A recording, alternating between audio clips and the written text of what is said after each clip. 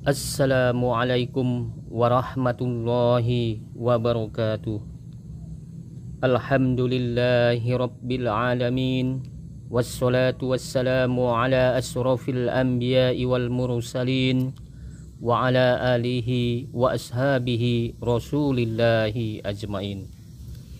Allahumma salli ala sayyidina Muhammad wa ala ali sayyidina Muhammad. Kepada saudara-saudaraku para pendengar yang dirahmati oleh Allah Subhanahu wa Ta'ala, sebagai bukti dari rasa syukur kita yang tulus, marilah kita terus meningkatkan kualitas ibadah kepada Allah Subhanahu wa Ta'ala, terutama dalam menjalankan sholat 5 waktu, di mana kewajiban sholat 5 waktu sehari semalam ini bukan hanya menjadi rukun Islam saja, melainkan juga sebagai sarana hubungan dengan Allah dan puncak zikir umat Islam.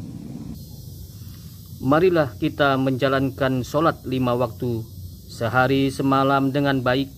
Kita lakukan secara khusyuk, bukan hanya dilakukan sekedar menjalankan kewajiban saja atau hanya agar gugur dari kewajiban, akan tetapi marilah kita tingkatkan sholat kita, bukan hanya sekedar agar lepas dari tuntutan kewajiban, namun sudah menjadi sebagai kebutuhan hidup. Masalahnya, bila seorang sudah merasakan sebagai kebutuhan, jelas sudah tidak lagi merasa dituntut adanya suatu kewajiban, tetapi sudah timbul mahabbah tersendiri dalam hatinya dalam berhubungan dengan Allah Subhanahu wa Ta'ala. Dengan modal ma'rifatullah, mengenal Allah sebelumnya, disertai mahabbah kepada Allah Subhanahu wa Ta'ala, seseorang akan dapat melakukan sholat secara khusyuk, melakukan sholat yang didasari keyakinan akan bertemu Allah, atau pada saat melaksanakan sholat merasa seakan berhadapan langsung dengan Allah, atau merasakan bahwa dirinya melihat Allah atau dilihat oleh Allah. Sholat khusyuk adalah merupakan cerminan dari kenikmatan orang beragama, terlebih dalam agama Islam. Bila seorang sudah dapat melaksanakan sholat dengan khusyuk, berarti menandakan bahwa dirinya mempunyai keimanan yang sejati dan dikasihi oleh Allah Subhanahu wa Ta'ala. Karena orang yang dapat melakukan sholat secara khusyuk hanyalah orang-orang yang benar-benar yakin akan bertemu dengan Allah. Dan hal ini mustahil bisa dilakukan bila tidak memiliki iman yang sejati. Karena pada hakikatnya orang yang melaksanakan sholat itu sungguh berat, kecuali bagi orang-orang yang sudah yakin akan bertemu Allah Subhanahu wa Ta'ala. Dan ini tidak semua orang bisa memperolehnya. Bahkan kebanyakan orang yang melakukan sholat itu pada dasarnya amat berat atau hanya takut ancaman Allah Subhanahu wa Ta'ala, mengharap pahala atau ingin masuk surga dan sebagainya. Sholat yang dikerjakan kurang dilandasi dengan rasa cinta kepada Allah Subhanahu wa Ta'ala, atau karena ia butuh berhubungan dengan Allah melalui sholat tersebut. Walaupun hal itu tidak disalahkan dalam agama, namun apa jeleknya bila kita berusaha untuk mencapai derajat itu. Masalah sholat khusyuk ini perlu dikemukakan dengan jelas dan gamblang, dan memang sangat penting untuk diketahui oleh umat Islam. Mengingat sholat adalah merupakan rukun Islam dan sekaligus sebagai tiang agama dan simbol utama umat Islam. Selain itu, sholat yang dilaksanakan oleh semua umat Islam sangat beraneka ragam bentuk nilainya dalam pandangan Islam. Dan bila dikaji menurut pandangan kacamata Al-Quran, nilai sholat itu ada 2 macam, yaitu yang pertama, sholatul qasyiin atau sholat yang dilakukan secara khusyuk. Sholat khusyuk ini bukan hanya dilihat dari gerakan orang sholat. Misalnya dengan memejamkan mata, membungkukkan badan, menekankan tangan tepat pada hati dan lain. Semua itu bukan menjadi jaminan nilai sholat secara khusyuk.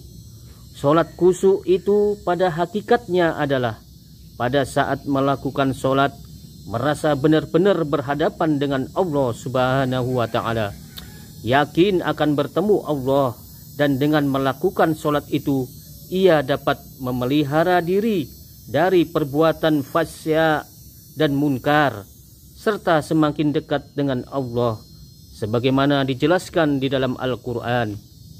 A'udzu billahi minasy syaithanir rajim. Bismillahirrahmanirrahim.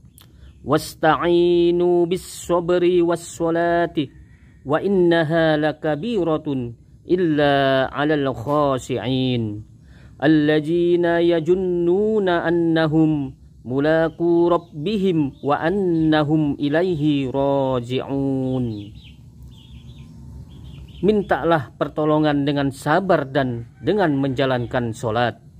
Dan sesungguhnya sholat itu amat berat, kecuali bagi orang-orang yang khusyuk, yaitu orang-orang yang meyakini bahwa mereka akan menemui Tuhannya dan bahwa mereka akan kembali kepadanya. Quran Surat Al-Baqarah ayat 45 sampai 46.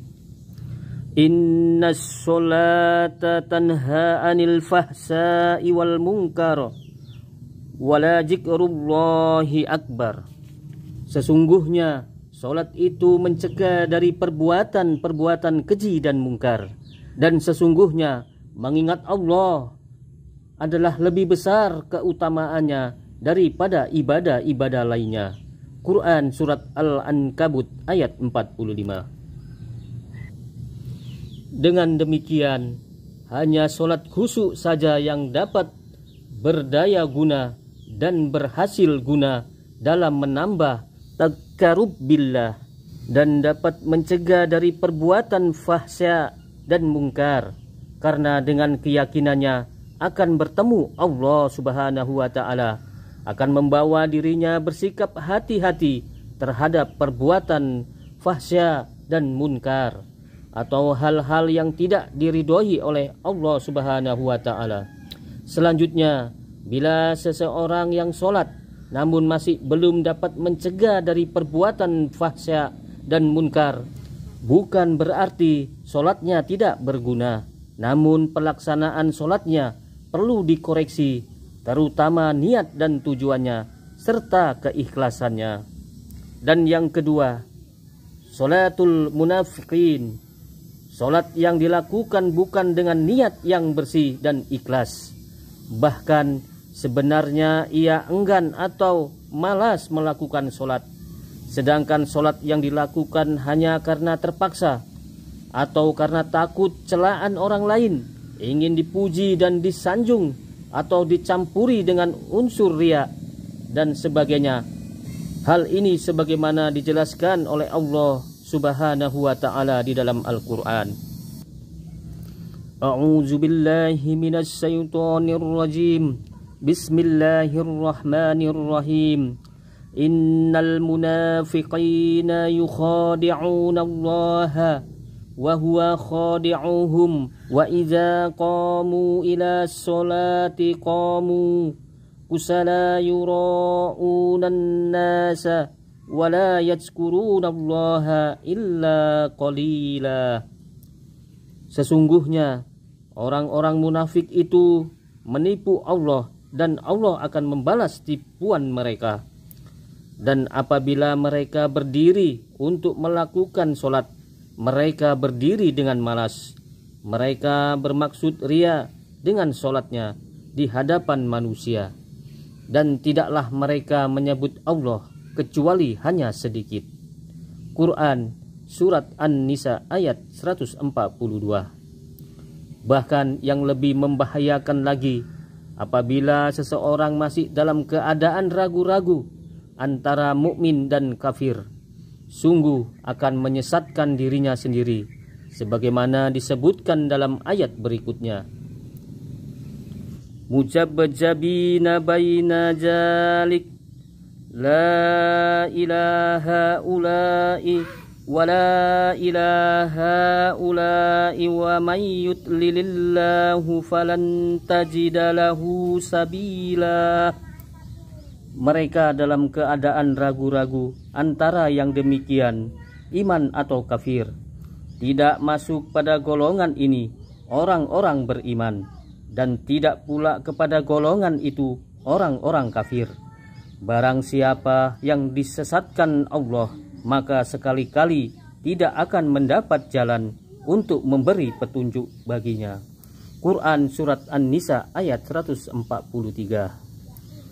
Dengan demikian, jelaslah bahwa dengan sholat khusyuk yang didasarkan pada keimanan akan membawa dampak positif dalam perjalanan ibadah dan takarub kepada Allah.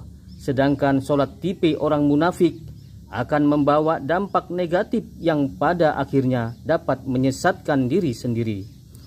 Mudah-mudahan Allah Subhanahu wa Ta'ala selalu memberi pertolongan dan hidayahnya kepada kita sekalian dalam beribadah dan setiap tingkah laku, sehingga mendapatkan keselamatan dan kebahagiaan dunia akhirat darinya yang maha pengasih, maha penyayang. Amin ya rabbal alamin. Aqulu qawli haja fastaghfiruhu innahu huwal ghafurur rahim. Assalamualaikum warahmatullahi wabarakatuh.